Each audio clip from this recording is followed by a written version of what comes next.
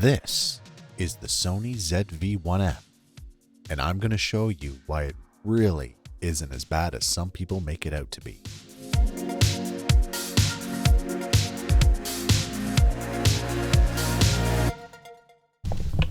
Oh God, lens is dirty. I don't know how the lens gets fingerprints on it. I'm the only one that uses this thing. Oh well.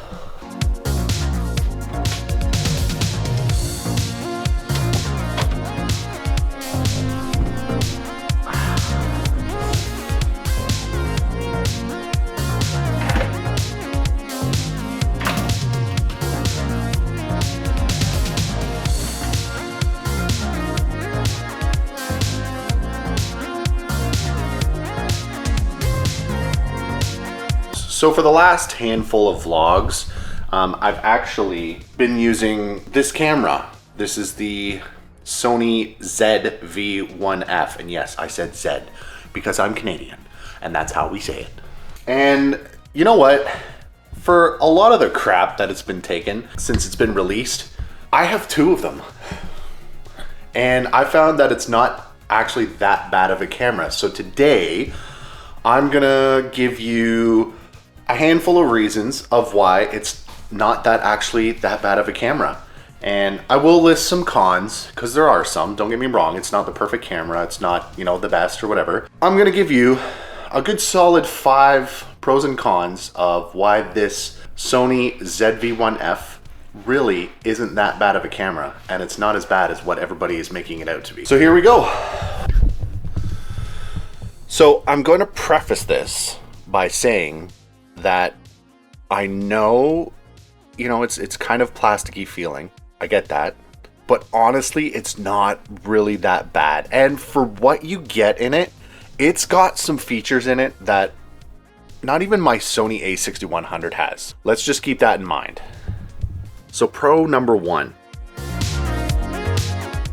The Sony ZV-1F, it's a small and lightweight camera. So being so small, so it makes it nice and easy to carry around in your bag or your pocket, you know, and then it's perfect for taking those quick pictures or street photography or vlogging on the go. Like, it's pretty small. In comparison, I have an iPhone 12 Pro Max, and like you can see, hi buddy. You can see the difference here. Like, it's substantially, my phone is substantially bigger than the camera. I mean, heck, you can hide it right behind it. It's that small. So thickness wise, it's not really that bad, but it's nice when you want to be fairly inconspicuous. Heck, even with my microphone on it, I've got the Sennheiser MKE200, and it's still really not even that big. I mean, comparatively to even say my Sony a6100, again, it's still way smaller than that. You can hide it right behind it. It's that small. Small, nice and easy, compact, light. Now, pro number 2 is, despite this small size, this camera packs a surprising punch for video quality. So this has a 20.1 megapixel sensor. Again, it's a little bit smaller than the a6100, but I mean, in terms of quality of the video, it's really not that bad. It can film in 4K up to 30 frames per second, and it also has the 1080p Full HD. You can get it from 24 all the way up to 120 frames per second. Again, that's the same as my Sony a6100 and a majority of Sony cameras. So again, you get 120 frames per second with this tiny little camera. I don't even think any of the Canon point and shoots do that. Having that, you get awesome slow motion. It does have the S&Q mode, so you can just film it straight in 120 frames per second, and then it automatically converts it to whatever frame rate you want. I think I have mine set to 120, and then it saves it as a 24 frames per second file, so it's already done the slow motion. I myself prefer filming at 120 frames per second, just straight up. Whoa, buddy. Apparently my dog ate a sock. The other cool thing that this camera does that not even my Sony a6100 does is it has custom picture profiles. So that in itself, I can film in Sony S-Log 2 and 3. Right now, I generally... Holy... Oh, buddy. Whew. All right, I don't even know where I was. Picture profiles, S-Log 2, S-Log 3, custom different ones. You can change it, so that's really cool, which leads it to having those custom picture profiles on this one. I use this one as sort of a street photography kind of photo camera.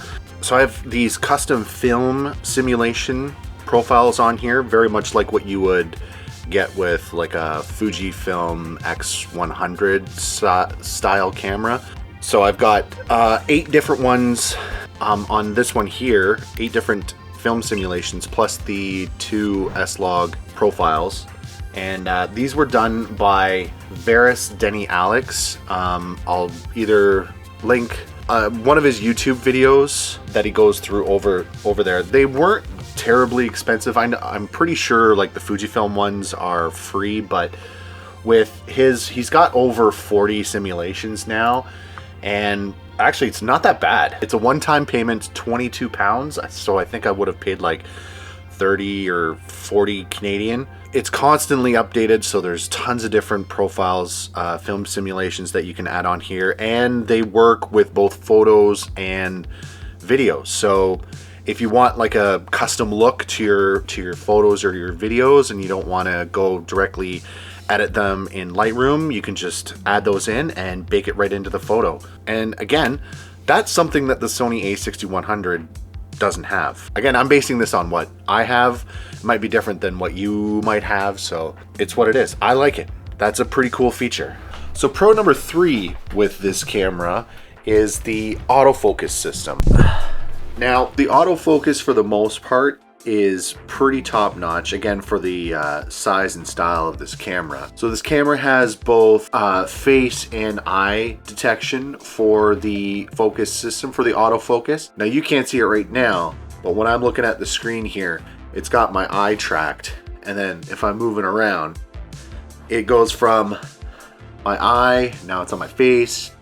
So it picks me up pretty quick. Now sure, it's only a contrast-based autofocus, which is a little bit different than what you would normally get with most Sony cameras. A lot of the newer ones do have phase and contrast detection for autofocus, but with this, even with this being a contrast-based system, it does benefit from being a Sony camera and having all of that previous Sony autofocus technology behind it. So even if it does lose focus, it gets you back really quick, and it, you know, for the most part keeps you in focus no matter what. Now what this one also does have is a product showcase. So with a lot of the old, I don't want to say old, with some of the other Sony cameras, if you put a product up, you would have to more or less block out your face so it would focus on that. Now again, I have the product showcase off, so now I turn the product showcase on. So again, so it's focused on me right now, and then I can put the product there, and now it focuses on the product, versus without me having to hide my face. And I put it back, and it focuses on me again, which is pretty cool. Not so much, I don't know if you'd really do that much with the, I don't know if you do it much with any other vlog cameras or when you're out vlogging. I mean, you might be able to, but I think it's generally more useful when you are sitting at a desk and it's, you know, something like this. Now, let's see here. Pro number 4 is going to be the audio. Right now, you're listening to the audio through my Sennheiser MKE200. It's a very small shotgun style mic that's plugged into the microphone import. And previously on my A6100, I had the Rode Video Micro, which again is a very small shotgun style mic. This one is a little bit, I don't want to say it's a little bit smaller, but it is a little less inconspicuous on the camera versus the Rode microphone. And I've always found that having the shotgun mics are better for vlogging, but with the ZV-1F, it's actually got a pretty decent built-in mic. You know what? let's go outside and I'll show you the difference between the two. Let's go. Okay, what? All right, I gotta stop the teleporting thing. It's switching all my shirts every time. Now the ZV-1F has a built-in microphone. Currently right now, you're listening to an external microphone that I use, as I mentioned before. It's the Sennheiser MKE200. Now with the built-in microphone, I'm gonna do a couple quick tests here. One of them is just gonna be the difference between the built-in microphone and the external shotgun microphone. I'm just gonna read a quick little script. Now I generally have the camera just on like a Manfrotto Pixie tripod, and my arm is, it's like that.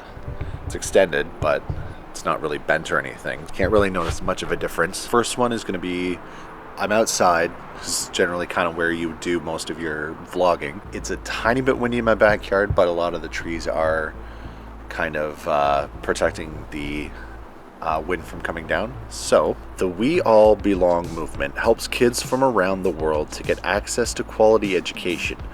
We believe that every child belongs in school, learning and dreaming their days towards a brighter future.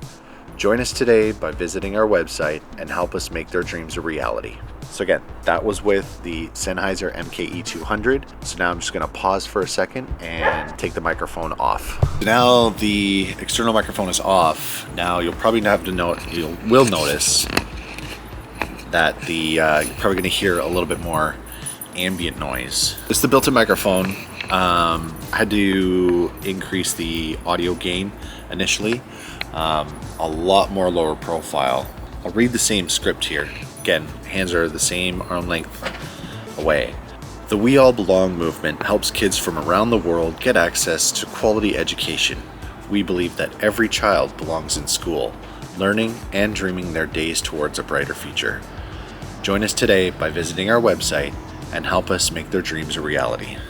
Not sure how well that audio is going to sound, but in most instances, that's about what you're going to use this audio for. So again, if you don't really want to spend this is Canadian. This is like $130 for a Sennheiser or a Rode external microphone. I have both. I like both of them. You could definitely do more than enough with the built-in microphone. Keep in mind, I don't have it with me. There is a windscreen, so that will cut down on a lot of the noise. So I'm gonna head back inside and we'll get to point number 5. So the 5th Pro of this camera, and again, I'm only comparing this really in my circumstance, but it does sort of apply to a lot of the other Sony cameras, with obviously the exception of all the other ZV cameras. This one has a fully rotatable 180-degree screen. Now, obviously the best reason for having the rotating screen is that when you're doing your vlogging and stuff, you can easily frame yourself. With my Sony a6100, once I have, a handle and the microphone on top, it only has the flip up screen. So it's basically in the way of being able to see. The only way that I would be able to do that is if I had a monitor really on top of that. And now, it's pretty much unusable at that point for vlogging. This is why I don't usually use it so much for vlogging anymore. It's now become either like an A-cam cinema camera, the camera that I do a lot of my main video work on. The other plus with this particular screen that is not the same as a lot of the other Sony screens is that this one is a full touch screen. It now kind of reminds me of when I had my Canon cameras. I could actually navigate the menus with just touching the screen. You don't have to use the tiny little wheel on here. I can just go to the function menu and move around. So with that right there is a huge plus with this camera. So that in itself is pretty much a huge plus with this camera. Okay, so that was the main 5 reasons why I think it's a pretty decent camera, and you know, it really shouldn't be pooped on as much as it is. Small, powerful, decent imaging, actually really good imaging for what it is. I'm gonna kind of give about real quick 5 sort of cons about this particular camera. The first one being the obvious. It's a fixed lens. You get one focal length. It's a 7.6 millimeter lens, which is a 20 millimeter lens in a full frame equivalent, which for, you know, street photography and vlogging, that's a kind of a real nice sort of a sweet spot. You know, it's not too close, it's not too far, but again, it's a single length, so there's no zoom on it. There is a digital zoom, but you don't really want to be using that too much. Another pretty glaring exclusion, there's no viewfinder. So if you know, you're like those ones where you do like to have the optical viewfinder, it's not there. You just have to make do with the LCD screen.